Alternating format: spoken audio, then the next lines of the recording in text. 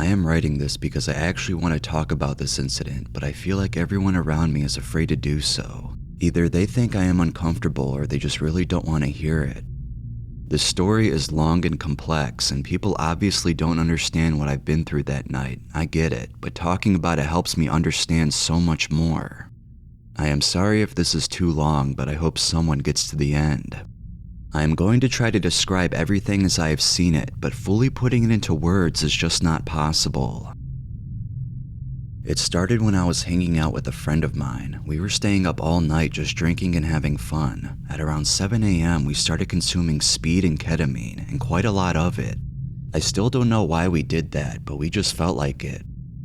Every hour or so we decided to consume more and more. I was already starting to have hallucinations, but mild ones. Like his face would change completely, colored tunnels and vibrant moving rooms. I thought he saw stuff as well, but he never did. As the hallucinations started becoming more realistic and scary, we decided to stop consuming and go on with our days. As I was getting ready for work, I started seeing hundreds of spiders and other bugs crawling on the bed and all over the walls, still somewhat mild hallucinations. I remember thinking, okay, that's weird, but it's probably gonna go away in a bit. Then regular things in the room and on the walls would start forming something alive, like tape on the walls started forming into a flying dinosaur. As the hallucinations progressed, I started to get scared, like hours have passed and it's getting worse instead of better. I decided with my friend that it's best if I don't go to work. I called in sick and was planning on staying the night at my friend's place again until I felt better. Night is upon us and shit's about to get real. The bed sheets are bleeding, someone is trying to get through the window, horrible creatures are lurking in the corners. I saw the fucking Pope flying across the room with a cross in his hand, and the face of my friend changed into something ghostly. My friend was getting seriously worried for me as I started crying and explaining to him what's going on, screaming that I'm not crazy and that someone is actually trying to break in. The look on his face is something I'll never forget. He knew in that moment that this is not a joke anymore. So, we tried to sleep it off, but obviously it didn't work. I wanted to go home and be alone because I didn't want to bother him with this. After lots of convincing, he let me leave and brought me to my doorstep. He didn't want me to leave, but I made him. So I am in my house and I realize there is no way I'm getting through this alone. The room is upside down, there are geometrical signs everywhere, the floor is full of slime from giant spider-like creatures and it's sticking to my long hair, hands, and feet. I wanted to call the ambulance, but I didn't have my phone and I was home alone. I went out on the street and asked some strangers to do it for me. They thought I was crazy and kind of tried to make me go away. I was crying and walking myself to the nearest police station. I didn't care, I just wanted it to stop. On my way there, things started following me, and these were weird, very random looking creatures that didn't make any sense, like the Upside Down or the Dead World. I got to the station and explained that I needed help. Of course they treated me like shit because they thought I was just a junkie. I was a 22-year-old girl, well-dressed and obviously a first-timer that made a mistake. They left me alone in a tiny room for an hour while the hallucinations filled the entire room. There was no escaping. I saw a blue budgie in the window glass sitting on my shoulder. I then look at my shoulder, no budgie. I feel something in my pocket and I reached in, only to find my hand full of blue feathers. The slimy spider-like creatures were back. They were all in my hair and in my skin. Worms started crawling into my arms, my pants were on fire. All this while some fucking creatures tried getting to me from outside. The ambulance came, finally.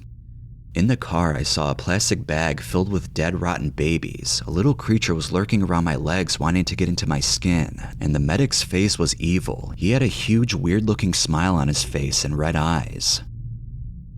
At the hospital, they tried treating me with a shit ton of tranquilizers and other stuff. It didn't work. I didn't sleep. As I was laying there, the room filled with visions again. Purple rain and my jacket formed a face. It started to nibble on my IV tube trying to kill me. The carpet also formed a face and tried eating at my feet. But the most horrible one out of all the others, death, literally the Grim Reaper, was standing in front of my bed, looking at me. In a distant room, I started hearing a loud cry that sounded familiar. It was my mom. It looked like I had just died and my mom was in the other room, just now finding out about my passing.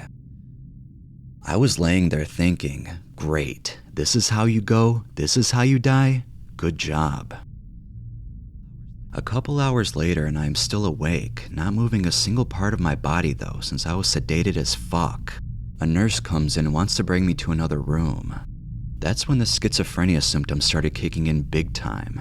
I told her, please, I know my mom and all my friends and family are here. Why can't they see me? Why aren't you letting me see them? I can hear and see them literally in the other room. She said that there was no one there since I am an adult and they didn't call anyone. I didn't believe her since I literally saw my friends outside the room holding up signs and singing for me to get better. I heard my mom. I know what my fucking mom sounds like. I thought they were lying for whatever reason.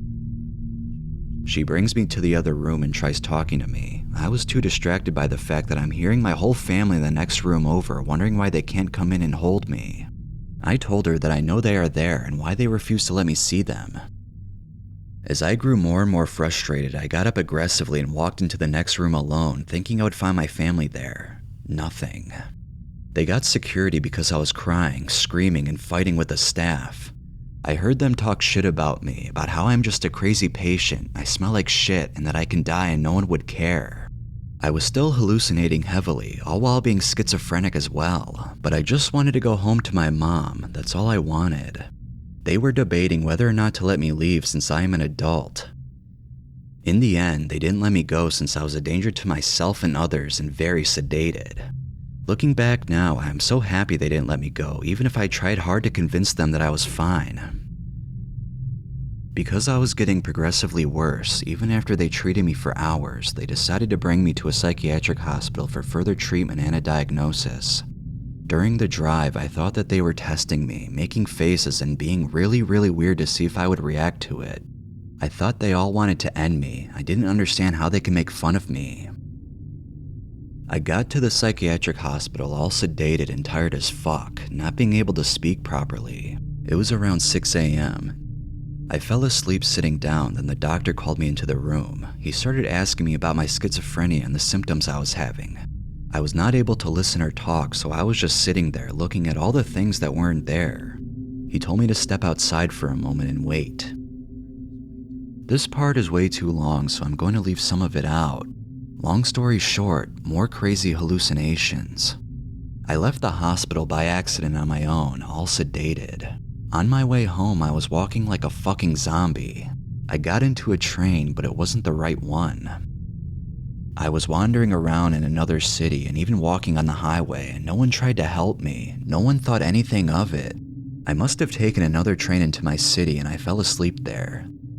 The next morning, around 11 a.m., someone is knocking on the window from outside telling me to leave since the train has reached the end station.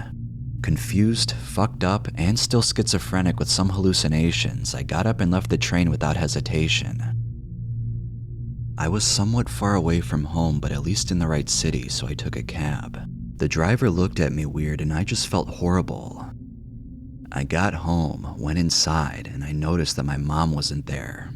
I still didn't have my phone, having no idea where anyone is and if anyone is looking for me. I didn't know how long I was gone and why no one has found me yet. I was so lost and wanting to hug someone real already. I needed someone, anyone, to just hold me. I remember that I still believed that everything that happened was real until this point. I went to my neighbor, borrowed his phone, and called my mom. My first words were, in a loud crying voice, "Why didn't you come in yesterday when I needed you? Why didn't you see me? I knew you were there." "What are you talking about?" "You know what I'm talking about. After everything that has happened last night, you act like you don't know. I really wanted you to come into the room and just be there." "What the fuck is going on and what are you talking about? Where are you? I'm sending your sister, just stay there." This was the first time I realized that they weren't actually at the hospital. I hung up, laid on my bed crying as the room started to fill with water and my jacket started talking to me again. Literally 30 minutes later, I hear my doorbell ring. I get up and look through the hole to see who was there. It was my sister, but I didn't believe it. I asked her who she is and she said, "It's me." I opened the door and just fucking hugged her for the longest time ever while I just cried in her arms. She was the first thing I saw and felt that I knew was real. a feeling I could never put into words. I have also never seen her this worried and confused before. She took me to her apartment where I finally slept after almost 2 days of no sleep. She laid there with me until I fell asleep, keeping me safe and warm. My mom got there as well and took out the IV tube that was still in my arm. After that, she didn't really let me out of her sight for months. The psychosis went away fully after 3 to 4 days.